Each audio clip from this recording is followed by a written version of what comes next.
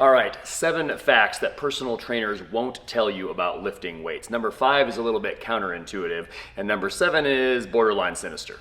Number 1, bone density. You're gonna hear a lot about how lifting weights will make you stronger, will make your muscles stronger. This is absolutely true, absolutely important. But very often you won't hear much about bone density. When you lift weights, when you train with barbells, your bones actually get more dense as well. So your bones become stronger, not just your muscles. This is hugely important for everyone, but especially if you're trying to fend off osteopenia and osteoporosis.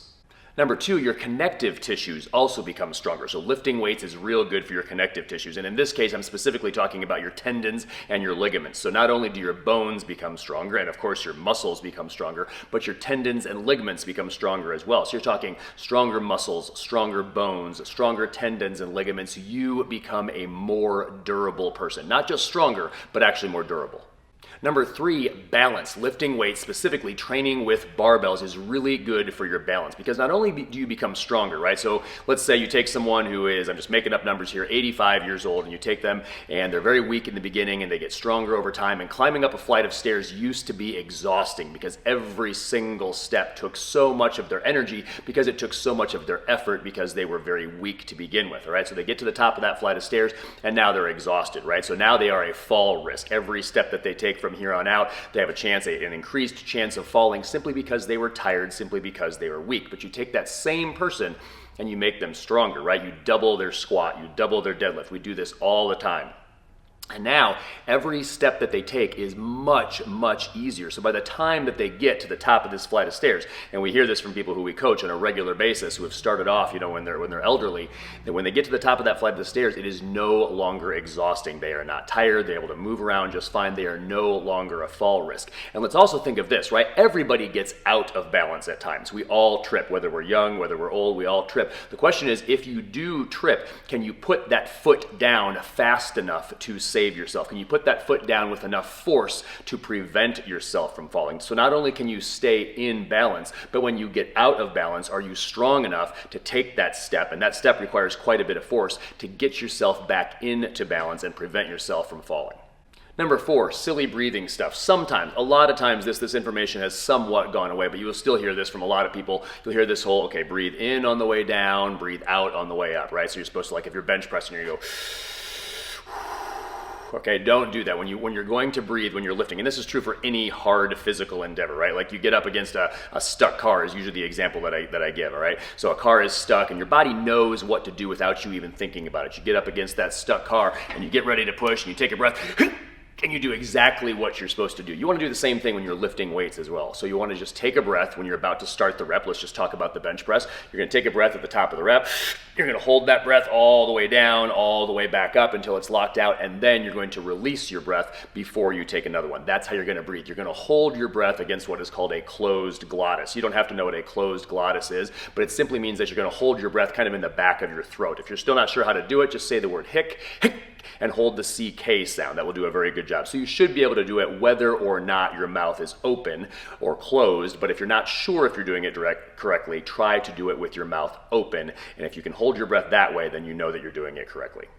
Number 5, this is kind of the counterintuitive one. You can lean over. You should lean over. Bending over is a normal part of human life, and it is how you get your back stronger. And your personal trainer, they lean over too. You are not going to fall over because every time you lean over as a normal human being, you've been doing this your whole life, by the way, you naturally, if you watch yourself on video, if you really want to do this, you naturally reach back with your hips. There is a counterbalancing move that happens. This happens in the deadlift. This happens in the squat. So as you lean over, as you bend over, as you point your chest at the floor, call it whatever you want, you're going to naturally reach back with your hips so that you stay balanced over the middle of your foot. Now, when you start to lift, when you're brand new to lifting, you're going to start with a very relatively small, very manageable weight. That weight is going to vary wildly by where you're at in life, how old you are, your history of injury, stuff like that. So if you're 17 years old, day one might be 135-pound squat. If you're 77 years old, it might just be your own body weight, or it might be 5 pounds or 10 pounds or something like that. but you're going to start on the squat or the deadlift with a relatively horizontal back angle as you're lifting with a manageable amount of weight. It should be very manageable on day one. And your back, your hips, your legs, they respond to that stress. They get stronger. So the next day you can do it with a little bit more weight, and then a little bit more weight, and then a little bit more weight. This is how we get stronger. You can lean over. It's good for your back. This is how it gets stronger. Number 6, if someone is having you work with machines 9 times out of 10, heck 99 times out of 100, they are having you do so instead of using a barbell because they either can't coach you with the barbell, they've never been taught to coach someone how to squat, how to deadlift, how to bench press, how to press, and believe me, it is possible. We do it with people of all ages all the time, from ages 8 and 9 all the way up into their 80s and 90s. A coach should be able to teach anyone of any age how to do these movements. They are not that complicated, okay? So if someone's not having you work with a barbell, it's because they either can't coach you how to move with a barbell 99 times out of 100, or they simply just don't want to coach you to move with the barbell because it is actually coaching. It's way easier to just get somebody on a machine, hold a clipboard, tell them to do 10 more reps, be their cheerleader, and not actually be their coach. But a barbell is a phenomenally useful tool. You can incrementally load it in very, very small increments, half pound, 1 pound, 2.5 pounds, 5 pounds, 10 pounds. So you can go from a very, very lightweight up to huge weights, right? Like 400, 500, 600, 1,000 pounds lift, right? A barbell can accommodate everything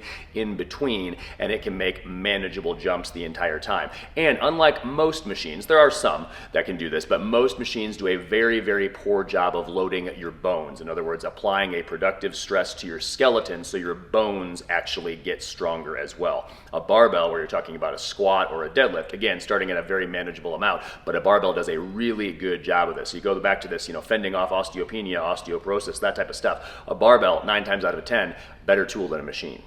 Last but certainly not least, number 7, your personal trainer is changing up your program on a regular basis because complexity sells, not because it's actually helping you. The magic is in the movements. The magic is in the lifts. Yes, programming matters, but when programming starts, when you start off, the program should be simple. We'll link below to how to start your first workout, how to progress your workouts over time, how to keep a training log and stuff like that. But complexity is a business model. Complexity is sexy. We get that, right? It's attractive. I want to do something complex. It seems like it should work better, but it should be simple to start. So if someone's changing up your program on you all the time, they're just doing it because they're trying to keep you hooked, okay? They're not doing it because it's actually useful for you. So anyway, hope these tips help you get stronger and live better.